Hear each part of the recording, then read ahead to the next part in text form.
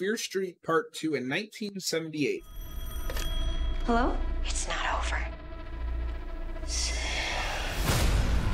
You are our last chance. How do we end this? You have to go back to 1978.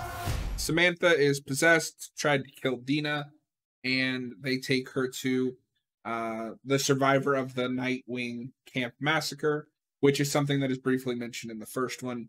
Because, like I said, throughout basically history from 1666 until 1994, there have been killings constantly.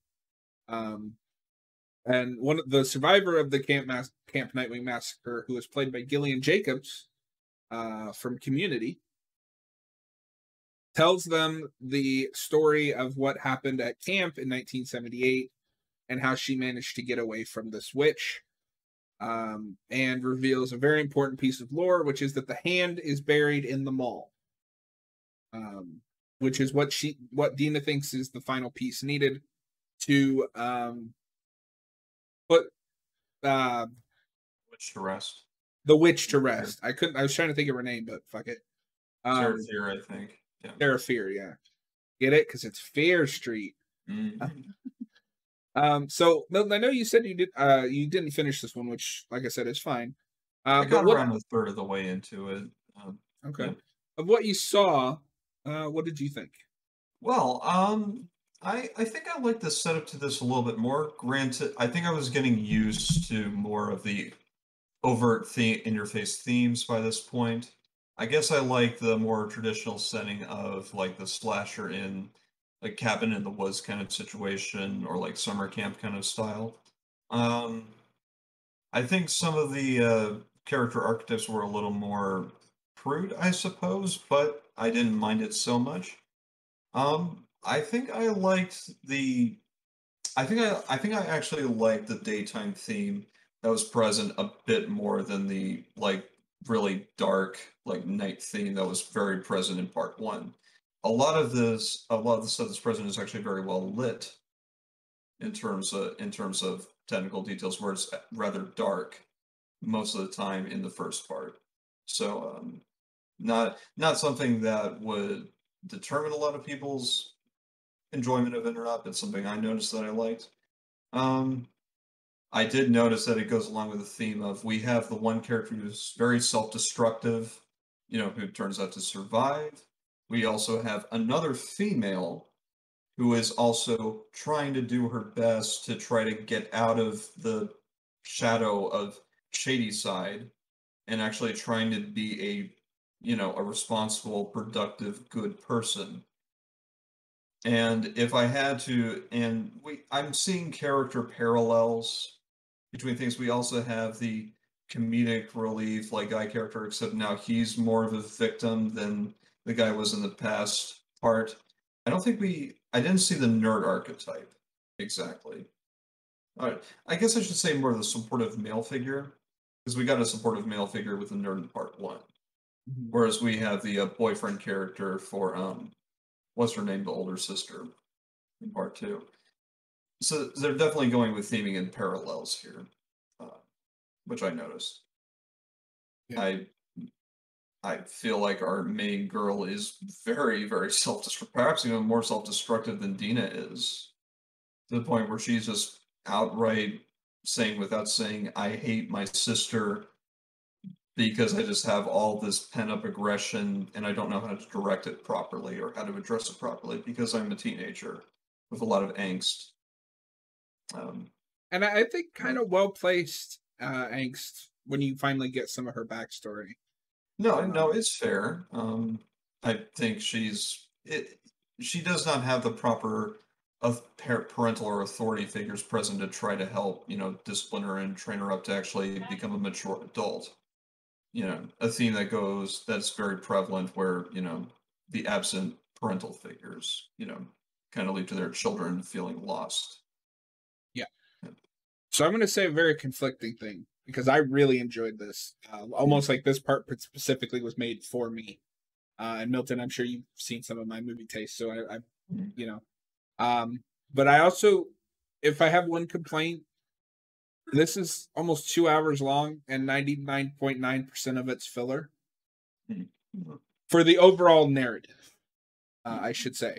But taking Yeah. on its own, I loved this. I am a very big fan of the Friday the 13th movies. I've got some plans coming up in the next couple of months for some of those. And this is aping that Friday the 13th. We're kind of, we're sleazy and bunch of teenagers at camp watching over kids. And you notice that this is a very different film. It has a very different energy. The camp looks like something out of Friday the 13th or Sleepaway Camp. And we broadcast right away. This is a very different kind of film while also obeying the rules of the first movie. We're gonna have, you're gonna have the gore that you want from the first movie. There's gonna be sex. There's gonna be drugs.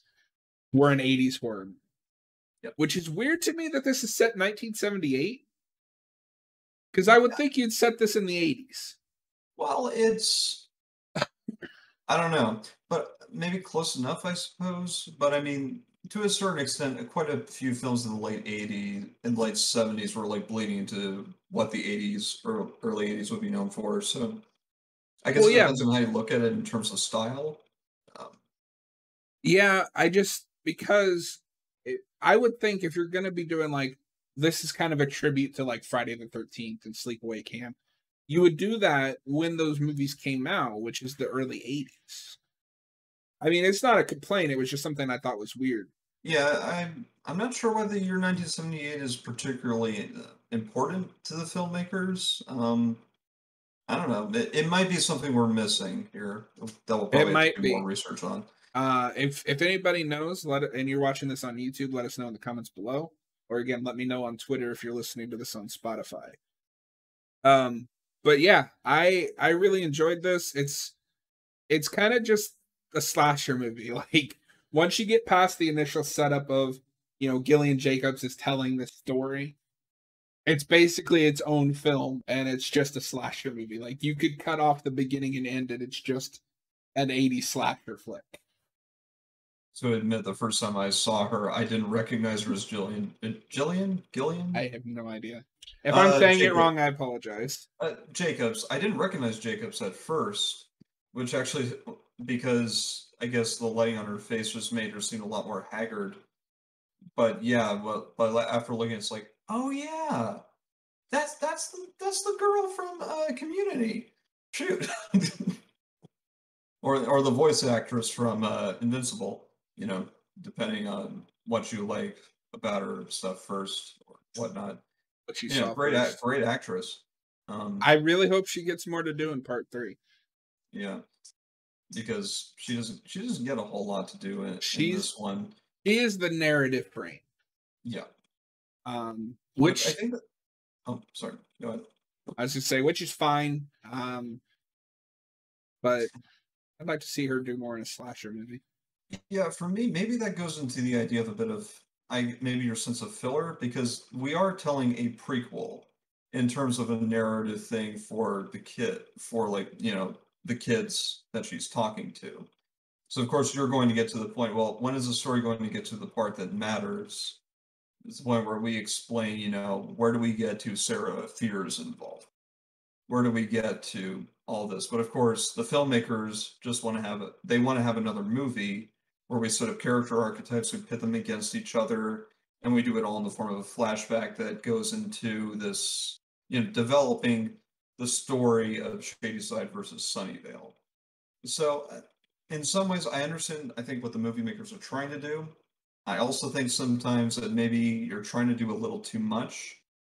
Maybe cut out some of the fat and just try to get some focus, because I think you could probably tell these stories in 2 movies. And I think it would have been just as effective to tell a story that you want.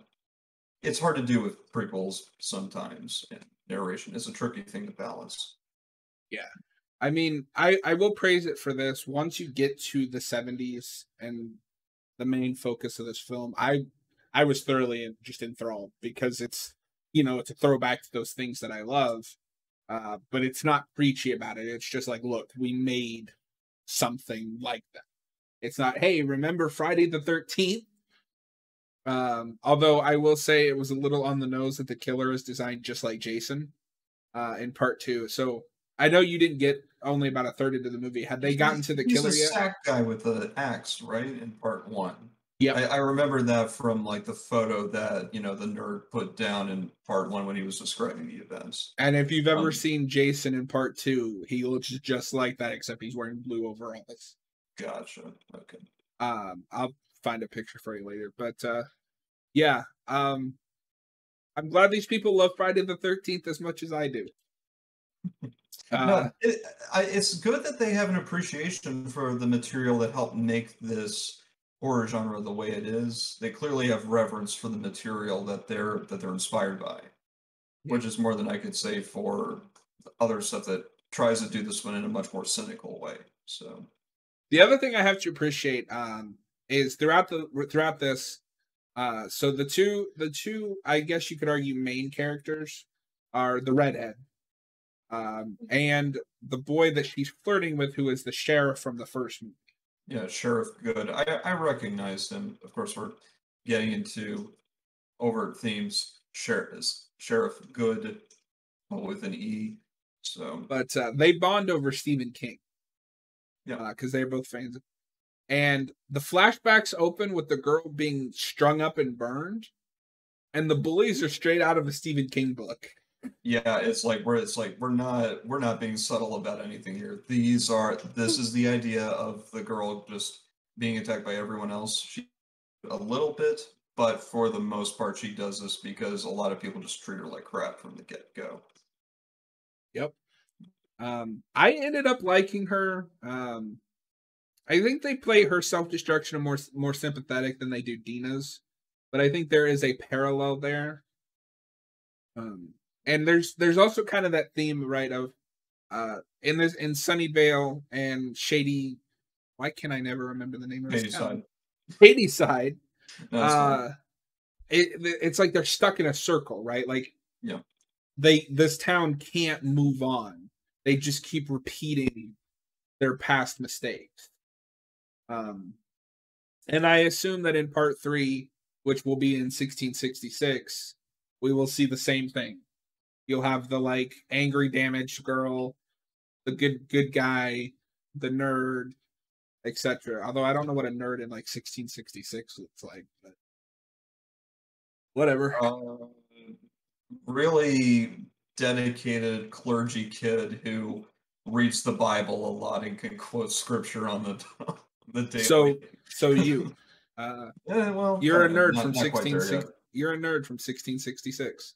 Not quite there yet, but I'm hoping. But I in any case, I really liked the kills in this movie, but from what I remember, because like I said, I just saw this once, they don't have anything that tops the popular valedictorian girl in part 1. Because it's mostly just he has an axe, he puts that axe in people. yeah, it's a weird thing where if we're doing parallels here, we have the jokester male character and the druggie. For all of the first part of the movie was trying to tell us about how we shouldn't look at these characters in terms of this vice of one being a drug dealer. Well, both of them being drug dealers. That's what we kind of remember about these character archetypes in part 2, and we bring very similar themes of self-destruction to the point where I feel like these archetypes get weaker in 78 than they were in the first part. So I feel like the film's trying to have its cake and eat it too, with us trying to be sympathetic towards these people that are getting murdered, I think. Yeah, I mean, it's that Friday the 13th thing where they've written these characters to be kind of one-dimensional because they are there for the slasher to kill. But I don't care about this slasher. He's not Jason Voorhees or Freddy Krueger. That's the one weakness. It's because it's more of an ensemble cast of like familiar character types that we know from other movies past, rather than us like looking very deep into the motivations of these people or where they came from. It's Sarah Fear that's, I think, is a much more interesting character because she keeps getting alluded to. I'm curious what happens in 1666. Although I will say, at the end of the day, I did end up liking the storyline between Gillian from Community and Sheriff Good, because for a moment there you think, oh, it's going to be that stereotypical ending of he was the one person who was nice to her, and by the end of the movie they're in love. But it doesn't go that way. So at the end of the movie, after everyone else is dead, the ambulance carts her off, and he lies about what happened. He just pins it all on the killer. Real quick before you go on, you're right. It's Gillian Jacobs. Okay. Apparently. So, I looked up the phonetic pronunciation. So. And it's kind of just like a tragedy for that character, because she finally thought she had someone that she could trust. And when she tried to tell people what happened, he kind of threw her under the bus. Is the way it plays, because he wanted to be sheriff, and that was his destiny in the town. I liked the relationship between the sisters too, because her sister is who I thought was the main character for a bit.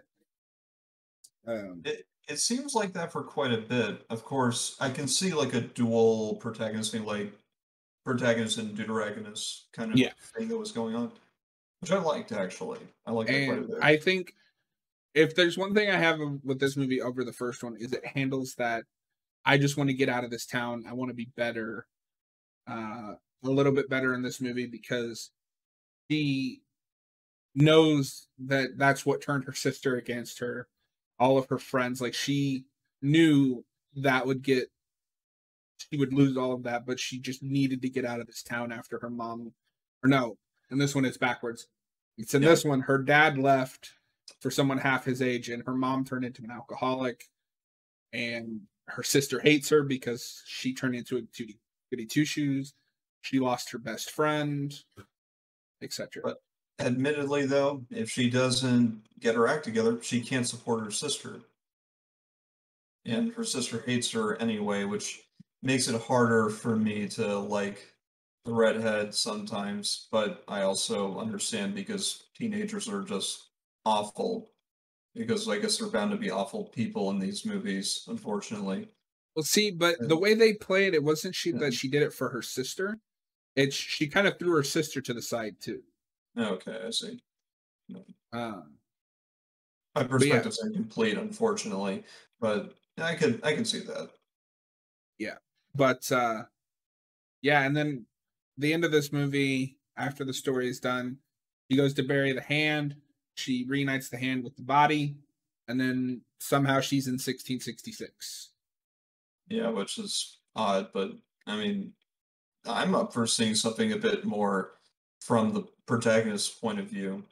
But I don't think we've ever really done a slasher in that time period. I'm up for some cool, like, 1600s kills. It does seem interesting. I think we've seen this sort of thing before, where usually in terms of how these things are structured. I mean, you originally called a lot of these slashers like a whodunit. I feel like this idea is taking the thing of a mystery with, like, trying to explain why things are the way they are. Who is Sarah Fear? Was she a witch? Did she become a witch as a result of what the town was doing? Did the town make a witch out of her? Or something? You know. I really hope it's that, because I love this in movies, where it's you try to stop something from happening, and in doing so, cause it to happen. Or you try to do something to explain away something that's inconvenient for the town to recognize, but you end up creating the thing that you falsely accuse this person of doing, or something. Because, I mean, doesn't that sound interesting? They think that she's a witch, so they try to kill her because she's a witch, but in doing so, make her a witch.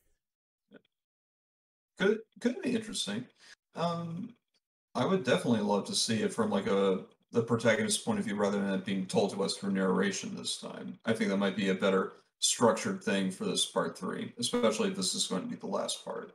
Well, and it does look like the flow of the story going. And it does look like this isn't going to be a narration, because she's literally in the 1600s.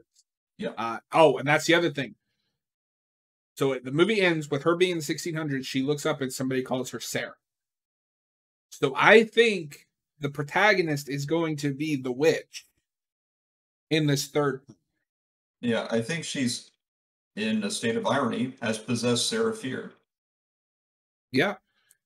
But yeah, I really don't have a lot to say to this one. This is mostly just like a love letter to those 80s slasher movies, whereas the 1994 was kind of a love letter to Scream and its ilk.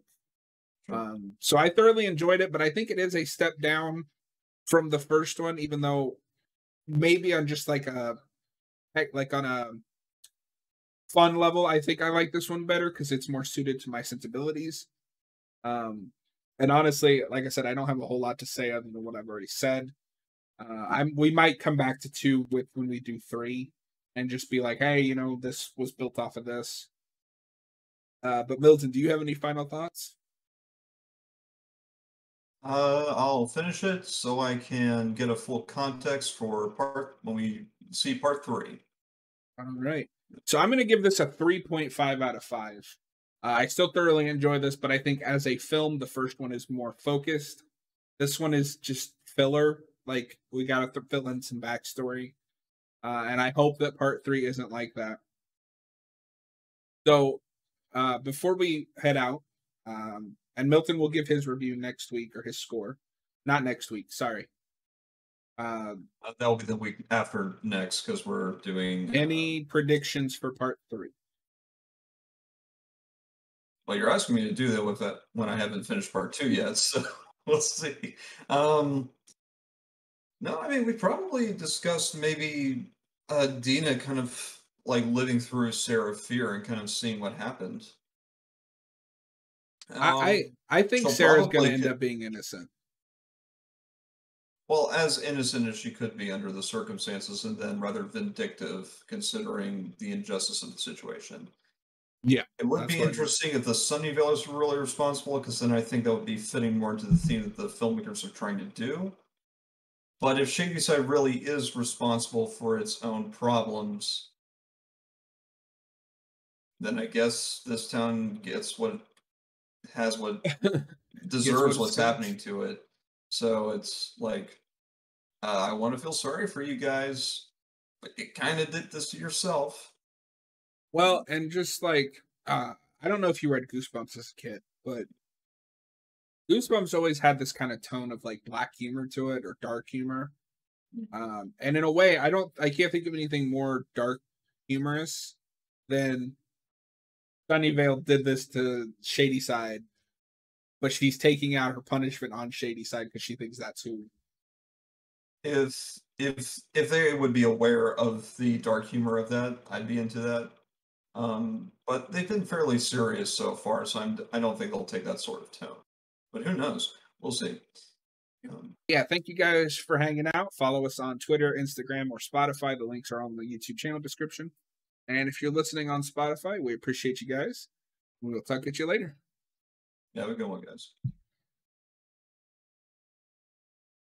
I think it went pretty well, all things considered. Yeah, not too bad. Yeah, despite the fact that I didn't finish the second part.